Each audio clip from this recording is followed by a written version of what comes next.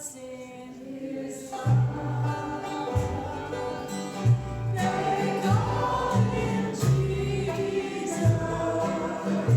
He came to love. He went for me. He lived and died. To light our Lord.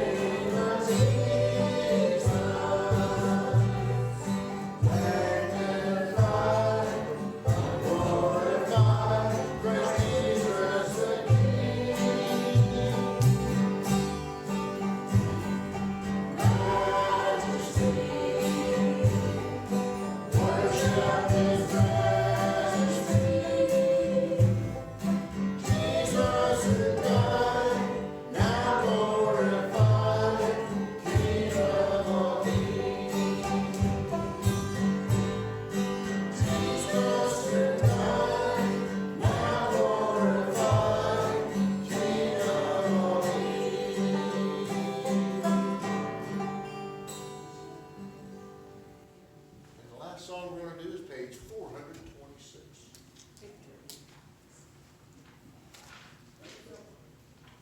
And you may be seated, Or you may or you stand, may stand, whichever you want.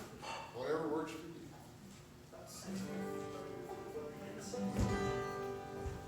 I heard an old story, how a sinner came from glory, and gave his life on Calvary to save a wretch like me.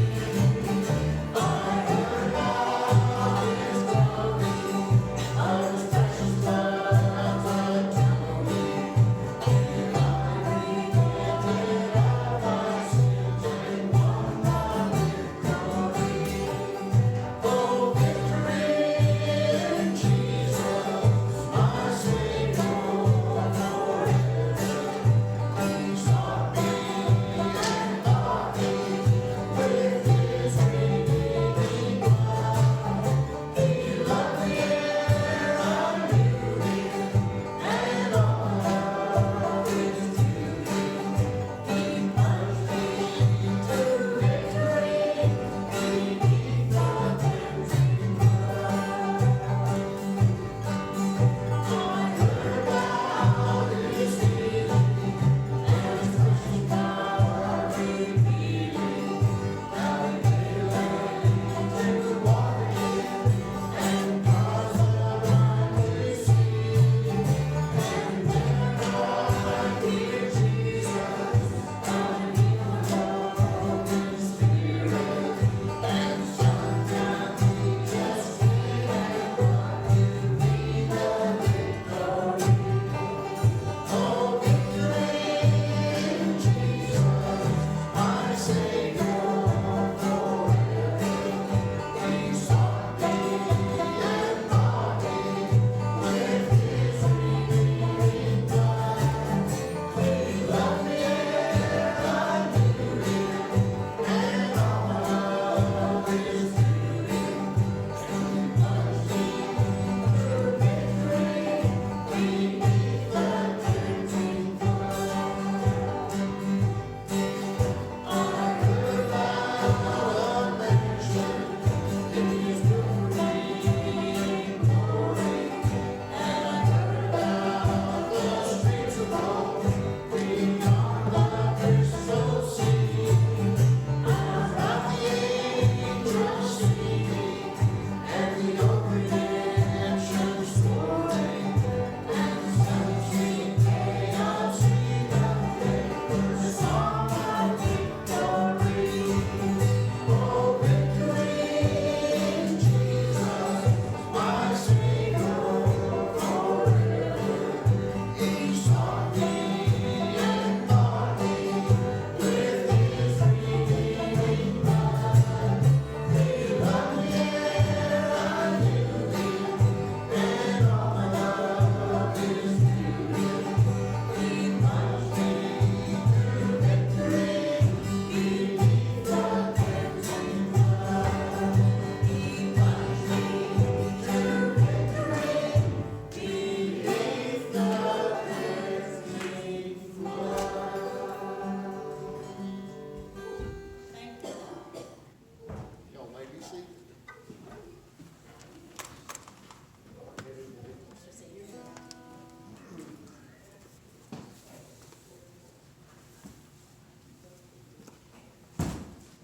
Good morning.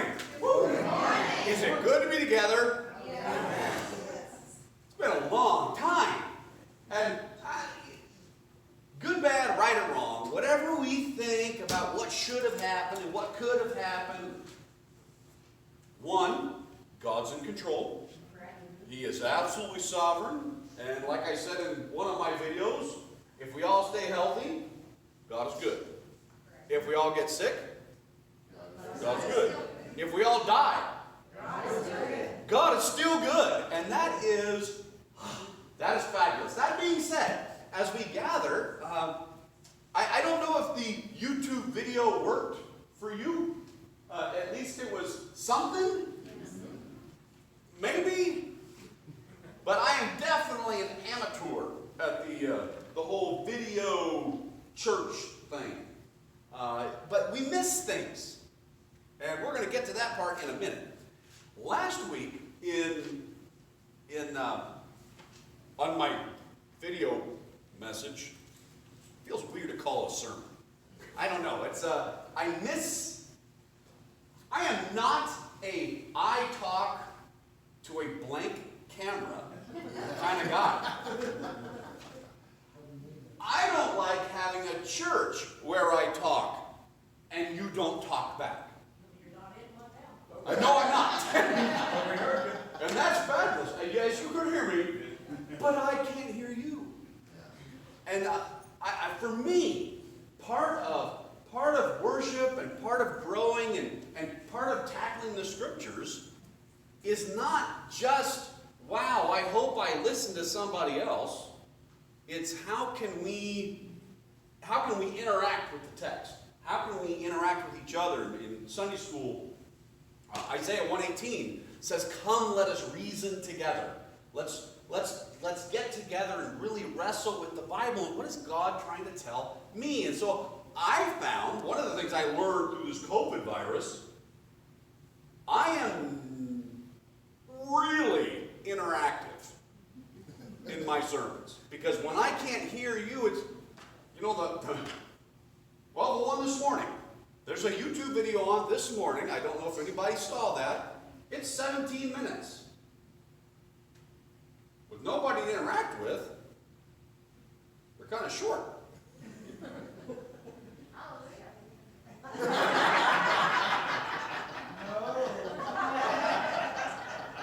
I thought that was going to come from Ed, not my wife.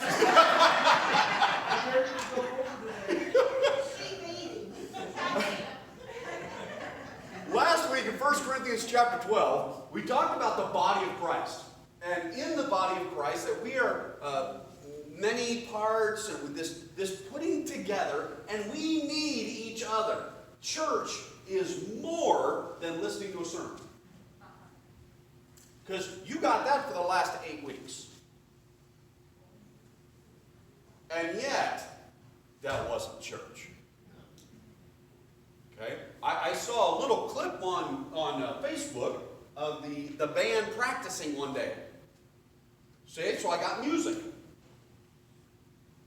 That's not church. I know the ladies have still been doing their phone blitzing thing on their sending messages on that ladies' fellowship time or prayer list. That's not church.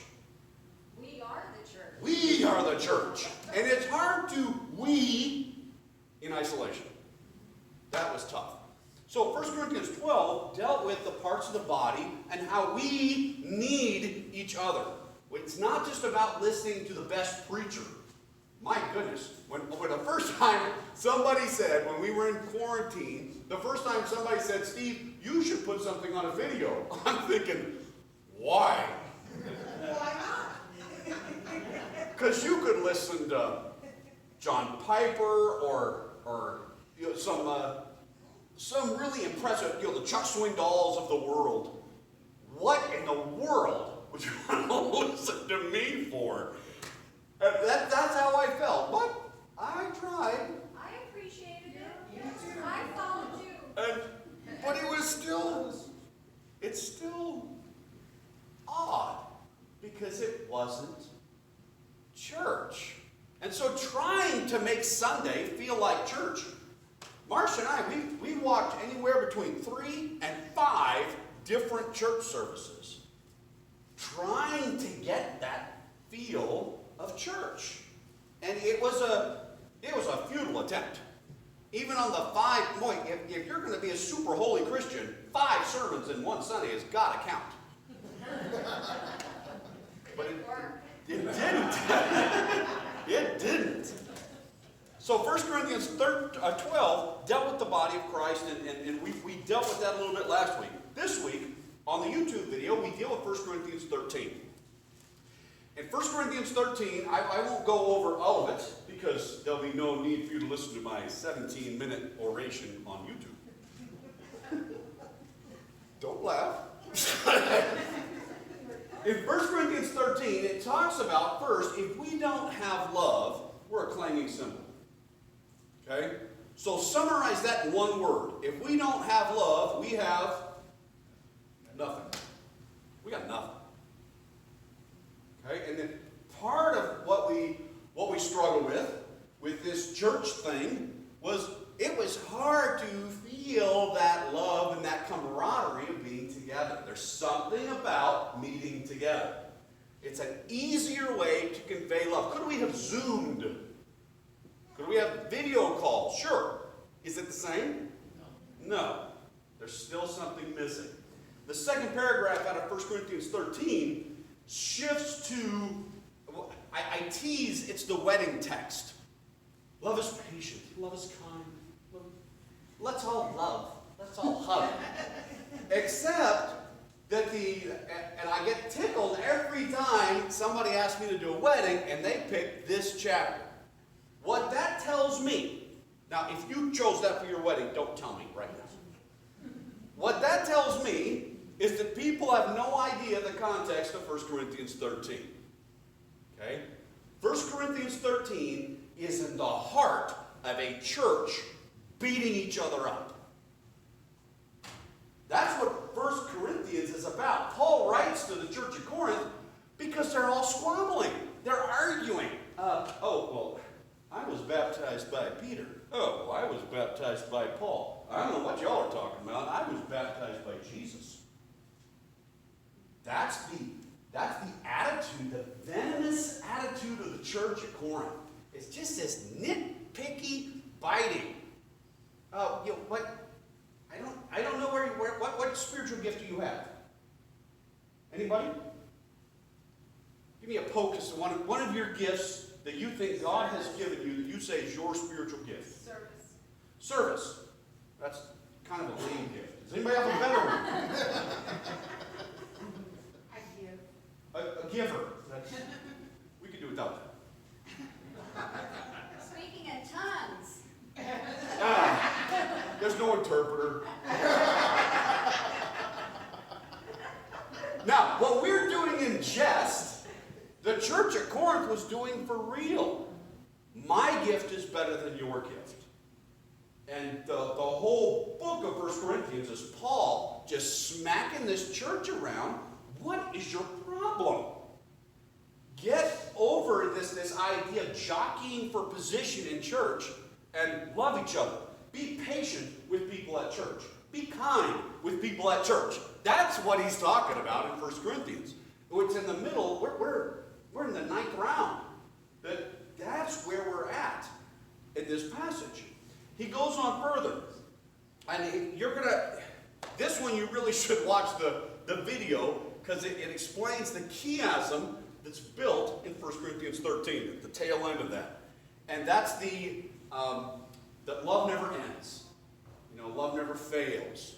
Prophecies, tongues, knowledge, these things will pass. It's that passage. You know what I'm talking about? 1 Corinthians 13, I better go there. At least to hit it a little bit. 1 Corinthians 13:8. Love never ends. As for prophecies, they will pass away. As for tongues, they will cease. Knowledge, it will pass away. For we know in part, we prophesy in part, but when the perfect comes, the partial will pass away. Here's the point. Verse 11. When I was a child, I spoke like a child, I thought like a child, I reasoned like a child, but when I became a man, I gave up childish ways. For now we see in the mirror dimly, but then face to face. Now I know in part, then I shall know fully, even as I am fully known. So now faith, hope, love, abide in these things, but the greatest of these is love. In the heart of that passage, Paul's telling the church, grow up. Quit acting like a child. My toy is better than your toy. I mean, this is ridiculous when Paul's talking to the church, telling him, you got to grow up. And so, nobody asked me to do their second wedding. Okay? Because when I do this passage, and I tell the bride and groom, and they're decked out, looking all fancy, Paul's purpose in this text is to tell you to grow up. Now, the older people in the audience When we start talking about marriage being hard, and man, they're going to have to grow up. I get a lot of, moms and dads sitting in the front, Of course, they're a little offended that I said that, but that's because they need to grow up. So Paul's telling the church, you need to grow up. As we move on out of 13, we hit 14. So 13 and 14 both deal with church and how it's supposed to work together. So 14, I'll get to the part where I stop talking here shortly. 1 Corinthians 14, but this is fun to be back. I have to admit that. So this is way better than me talking to my camera at my kitchen table. 14. This is where, thank you, Lori, for bringing that up. This is where we hit tongues, prophecies, the gifts that Baptists are even nervous to even talk about. But it's in our Bible. We can talk about it. He tells us right away, pursue love, earnestly desire these spiritual gifts. Okay? Down on verse 4. The one who speaks in tongues builds up himself. But the one who prophesies builds up the church. What was the purpose of that gift? To build up the church. Okay, let's go down a little further. Verse 5, tail end of 5. The one who prophesies is greater than the one who speaks in tongues, unless someone interprets, so that the church may be edified. That the church can be edified, that the church can be built up, that the church can be better because of your gift. And that's the struggle. That was probably the number one struggle that I had with COVID, with the lockdown, is I miss your gifts, and I miss interacting with you so that the church can be built up, so that we can be better together. And it sounds like a little mantra, a commercial or something, but it really is the way it's supposed to be as we gather together. Forsake not the assembly of believers, but that we could encourage one another. Continuing on in 1 Corinthians 14, verse 12. So with yourselves, since you are eager for manifestations of the Spirit, strive to excel in building up the church, in the edification of the church. Strive to do this. We are not, God has never called anybody to be a spiritual pew warmer. God is not interested in the passive collection of little heads of cabbage in rows. That is not what the church is. He's called us to interact and to edify the church by bringing whatever gifts we have.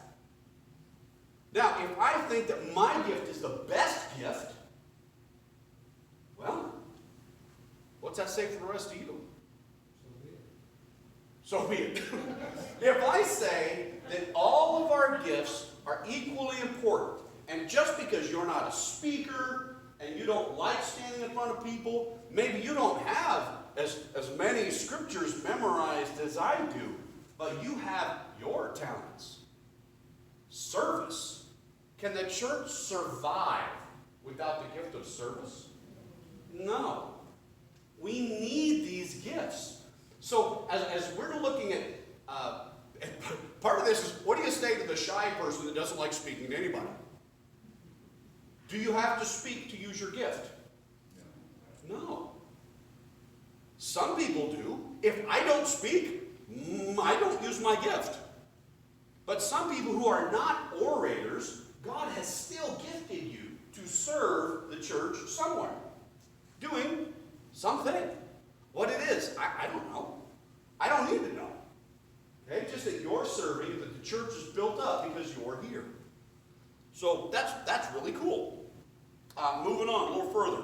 I want to go 26. What then, brothers? When you come together, so remember this is our church structure. come together, each one has a hymn, a lesson, a revelation, a tongue, an interpretation. Let all things be done for building up. 31. So when all prophesy one by one, so that all may learn and all may be encouraged. There is something to the encouragement of the body. And it says, let each one bring something. Church is supposed to be a spiritual potluck. You know, the modern definition of church is so often, not here, thank the Lord, but so often it's you come to the church and you listen to what the pastor has to say. And the pastor will stand up and say, God gave me a word to share with you. I hear it all the time. Makes the little hairs on my neck stand up. But he'll say that all the time. But in this text, it says, let each one of you bring a word.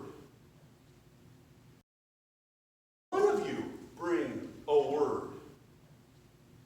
That means that really, for this church to be built up, we should all be prepared to share something. Now, in Baptist circles, to see these words, we get a little squirrely in our chairs. We change the word to testimony. And then, okay, that's better. Just as long as we don't stand and start speaking in tongues.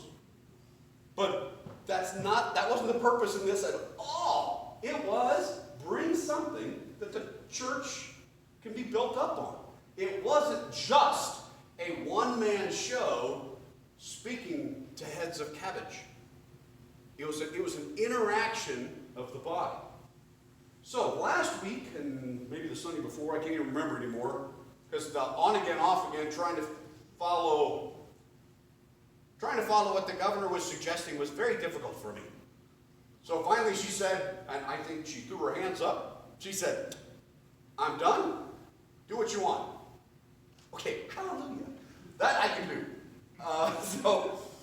So here we are, and I asked for you, and not everybody. If you feel awkward, don't.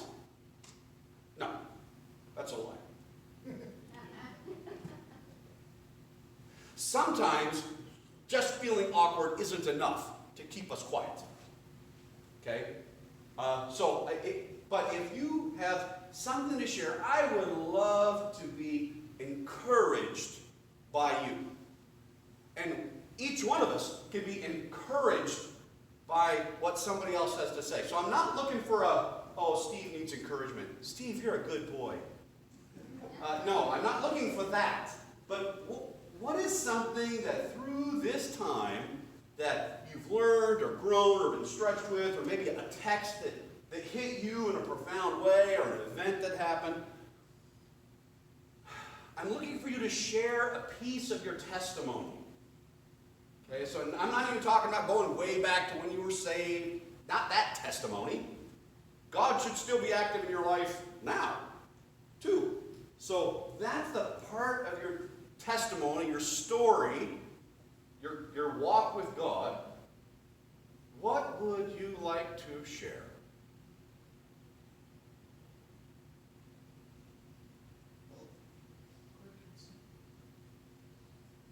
Okay, well, moving